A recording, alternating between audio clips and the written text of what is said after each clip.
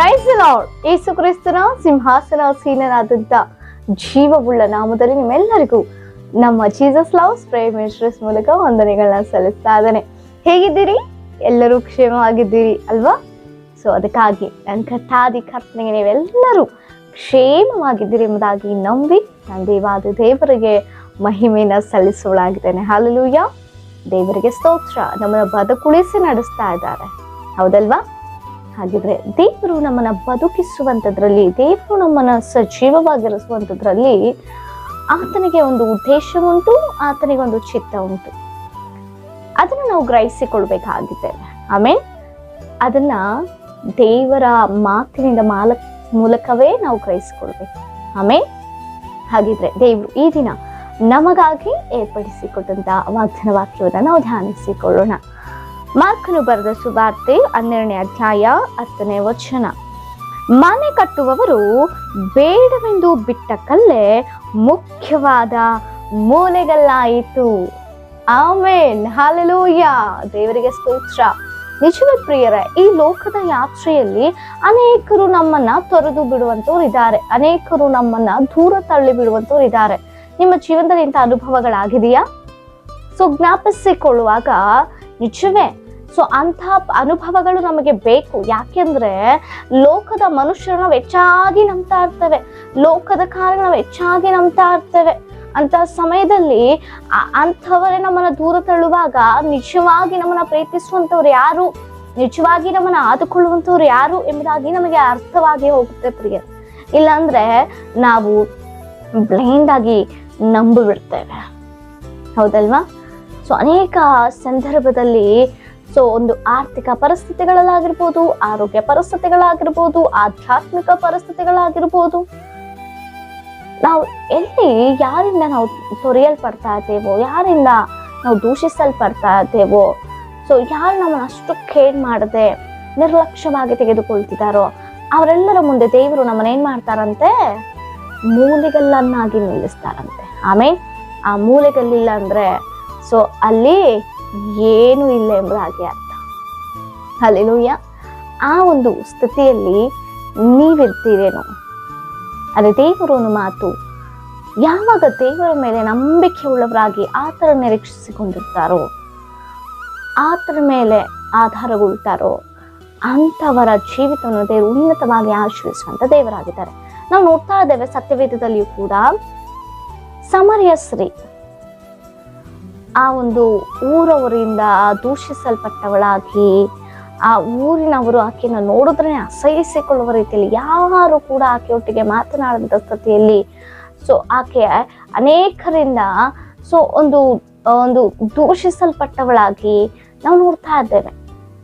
ಯಾರು ಕೂಡ ಆಕೆಯನ್ನು ಹತ್ತಿರ ಸೇರಿಸಿದಂತೆ ಆಕೆಯನ್ನು ತೊರೆದು ಬಿಟ್ಟಂತ ಸ್ಥಿತಿಯನ್ನ ನಾವು ನೋಡ್ತಾ ಇದ್ದೇವೆ ಪ್ರಿಯರೇ. ಆಕೆ ಪರಿಸ್ಥಿತಿ ಆತ ಜೀವಿತ ಆ ರೀತಿ ಇತ್ತು. ಆದರೆ ಯಾವಾಗ ಕ್ರಿಸ್ತನು ಆಕೆಯೊಟ್ಟಿಗೆ ಸಂಭಾಷಣೆ ಮಾಡ್ತಾ ಇದ್ದಾರೋ, ಆಕೆ ಸತ್ಯವನ್ನ ಗ್ರಹಿಸಿಕೊಂಡು, ಸತ್ಯವನ್ನ ಅರಿತುಕೊಂಡು, ಸತ್ಯವನ್ನ ನಂಬುದ್ಲು. ಸೊ ಆ ಸತ್ಯವನ್ನ ಅನೇಕರಿಗೆ ತಿಳಿಸುವಾಗ ದೇವರು ಆಕೆಯನ್ನ ಜನರ ಮಧ್ಯದಲ್ಲಿ ಆಕೆ ತೊರೆಯಲ್ಪಟ್ಲು, ಜನರ ಬಾಯಿಗೆ ಆಕೆ ದೂಷಣೆಗೆ ಪಾತ್ರರಾದ್ಲು, ಯಾವ ಜನರು ಆಕೆಯನ್ನ ಅಸಹಿಸಿಕೊಳ್ತಾ ಇದ್ದ ಅಂತ ಜನರ ಮಧ್ಯದಲ್ಲಿ ಸಮರಿಯ ಸ್ತ್ರೀಯನ್ನ ಉನ್ನತವಾಗಿ ಆಶ್ರಯಿಸಿ ಅನೇಕರು ಆಕೆಯ ಮೂಲಕ ದೇವರನ್ನ ಸತ್ಯವನ್ನ ಅರಿತುಕೊಂಡು ದೇವರನ್ನ ನಂಬಲಿಕ್ಕೆ, ಅನೇಕರು ರಕ್ಷಣೆ ಹೊಂದಲಿಕ್ಕೆ ಆಕೆ ಒಂದು ಮೂಲೆಗಲ್ಲಾಗಿ ನಿಂತಳು. ಹಲ್ಲೆಲೂಯಾ.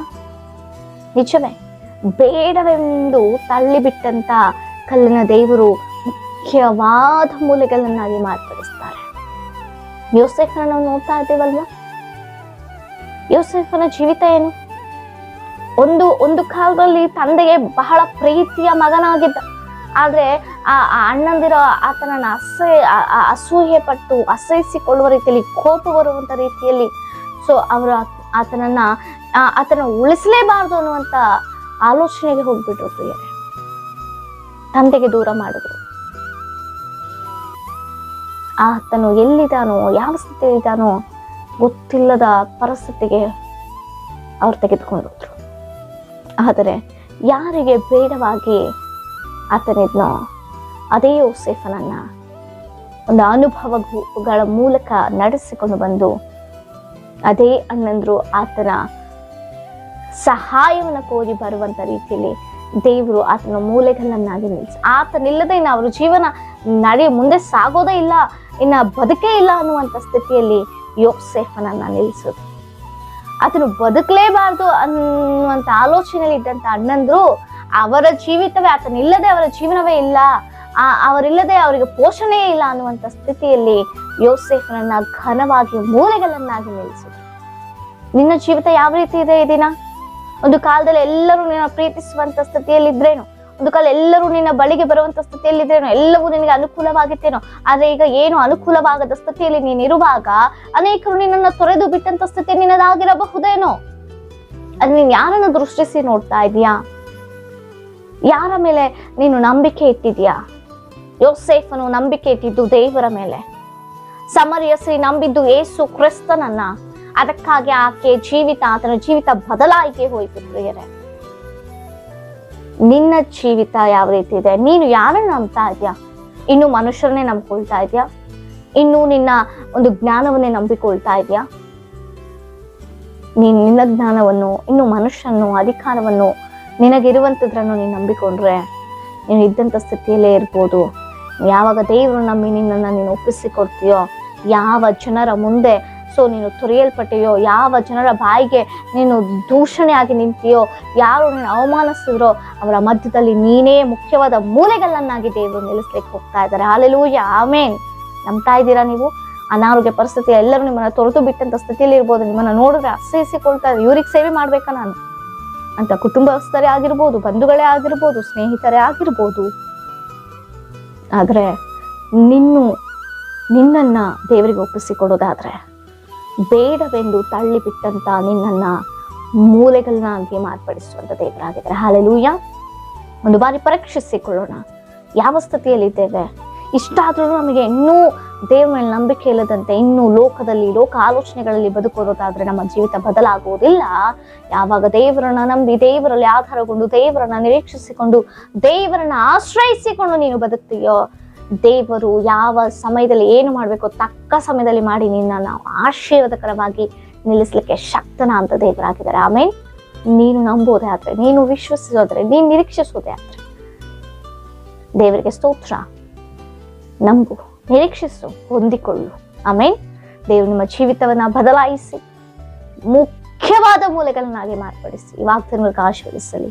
ನಿಮ್ಮ ಏನೇ ವಿಜ್ಞಾಪನೆಗಳಿದ್ರು ಕಮೆಂಟ್ಗಳ ಮೂಲಕ ತಿಳಿಸಿಕೊಡಿ. ನಿಮಗಾಗಿ ನಾವು ಪ್ರಾರ್ಥಿಸಿಕೊಳ್ಳೋಣ.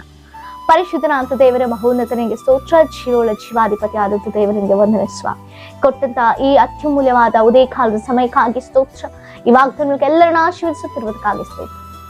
ಸಂಪೂರ್ಣವಾಗಿ ನಮ್ಮನ್ನು ತಗ್ಗಿಸಿಕೊಂಡು ನಿನ್ನ ನಾಮವನ್ನು ಹೆಚ್ಚುತ್ತಾ ನಜರೇತಿನ ಯೇಸುವಿನ ಜೀವಳ ನಾಮದಲ್ಲಿ ಬೇಡಿ ಇದೆಲ್ಲವನ್ನು ಹೊಂದಿದ್ದೇವೆ ಪರಲೋಕದ ತಂದೆಗೆ. ಆಮೆನ್. Praise the lord.